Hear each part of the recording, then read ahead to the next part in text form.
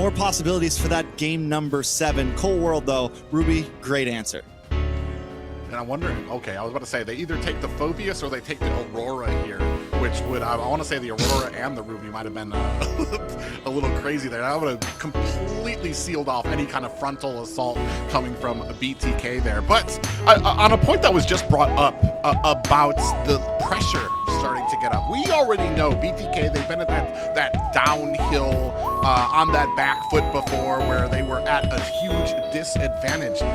I don't know that CLOUD9 has ever been in a position. Nobody's ever pushed them that far to where they're starting to come from behind. You've got 2 games now for the side of BTK here, and I'm wondering if maybe that's going to start affecting CLOUD9, if that's going to be something that comes into play. You know, it's kind of funny. Maybe it just takes time for BTK to warm up, right? I mean, when we saw them in week 2, it was 3-1. When we saw them in the upper bracket finals, it was 3-1. But we didn't go to a game number 4, right? We didn't get to see a game number 4 BTK. And this is what happens after the 3-1. So now we'll be able to see exactly how this kind of plays out for them. And like we said, if they win this game, then it's a 50-50, right? It's a 50-50 in a game 7, which drastically increases the odds of their success rate. And they're riding on the momentum of already having 2 wins in a row. But like Trex mentioned, he had a little bit of that fumble once he saw that Ruby pop in there. And I don't blame him for it. I think it's really great this early in the draft, right?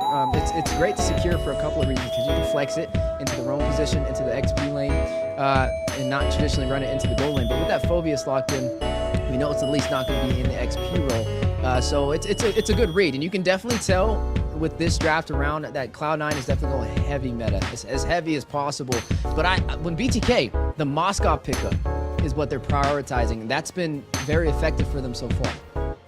And along with that Aurora, right? I mean, there's just overall, it feels like we're actually seeing some trades happen now. BTK's finally put C9 to a point in the draft where, okay, yeah, you take the Ruby and the Phobius, but we get the Aurora and the Moskov plus the Julian. And in some of those games that BTK was losing, it didn't feel like C9 was actually trading with him. It just felt like C9 was taking and taking. And BTK has gotten into that groove now where it's like, okay, we know what we need to prioritize. We know what you want to prioritize. We know what's important in these matchups, and they're going for it. Mark Cutie, though, are on the gun. C9 on the gun for first pick and second phase. Yeah, and especially now, I'm kind of wondering, though, we do kind of have some priority.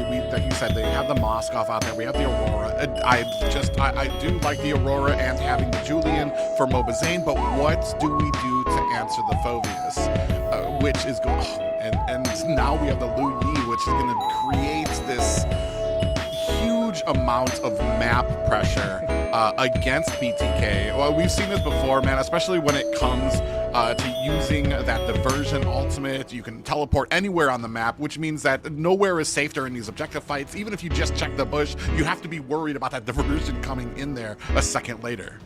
Yeah, I mean, now CLOUD9 has the element of surprise to keep BTK on their toes. There's the R-Lot, you know, we don't get to see the R-Lot too often. It's going to be great here, especially being able to proc from all the crowd control from the side of BTK, right? You have the Aurora, you also have the Guinevere on top of that with the Julian. Guinevere, that's another one we haven't seen in a while, but definitely a BTK pickup for sure. And that should be Shark for the most part, picking that up. That is going to be a roam, I believe. I mean, technically, you could put into the XP lane and run the R-Lot roam, but I think it would be more effective with the Guinevere for these setups. That is a head scratcher right there, and I still don't know. We're going to see it now. Shark will be on the Guinevere. White Chicken on the R-Lot. I'm just trying to think about this. Yes, I guess it closes the distance on a basic. It can get the knockup onto Nats and stop him in his tracks. It is definitely unconventional. And let's not forget, this is still match point for CLOUD9, but BTK was the team that just won with the Akai, right? They were the team that just won with their own meta. So can they do it again? Just about to say, throw out every single thing you think you know about meta and counter picks when BTK is drafting here. We're going to see if this Gwen kind of pulls in there, especially because